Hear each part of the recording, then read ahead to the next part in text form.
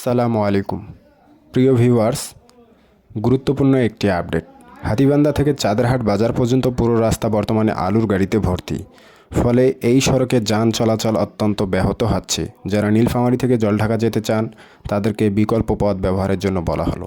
কৃষকেরা তাদের উৎপাদিত আলু চাঁদেরহাট কোল্ড স্টোরেজে সংরক্ষণের জন্য নিয়ে যাচ্ছেন। প্রচুর পরিমাণে আলু একসাথে মজুত করার জন্য এই সড়কে গাড়ির চাপ বেড়েছে এবং স্বাভাবিক চলাচলে বিঘ্ন সৃষ্টি হচ্ছে। গত বছর আলুর ভালো দাম পাওয়ার আশায় এবছর অনেক কৃষক ব্যাপক হারে আলু চাষ করেছেন।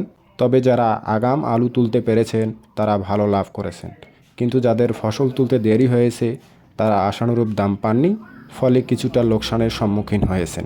প্রিয় কৃষক ভাইয়েরা, হতাশ হওয়ার কিছু নেই, আল্লাহর রিজিকের ব্যবস্থা করেন। এবছর লোকসান হলে পরের বছর ইনশাআল্লাহ ভালো হবে। আপনাদের কঠোর পরিশ্রম কখনোই বৃথা যাবে না। সময় মতো চাষাবাদ ও সঠিক পরিকল্পনা নিলে ভবিষ্যতে আরও ভালো ফলাফল আসবে। আপনারা ধৈর্য ধরুন, চেষ্টা চালিয়ে যান। ইনশাআল্লাহ আগামীতে আল্লাহ তাআলা আপনাদের রিজিকে বরকত দান করবেন।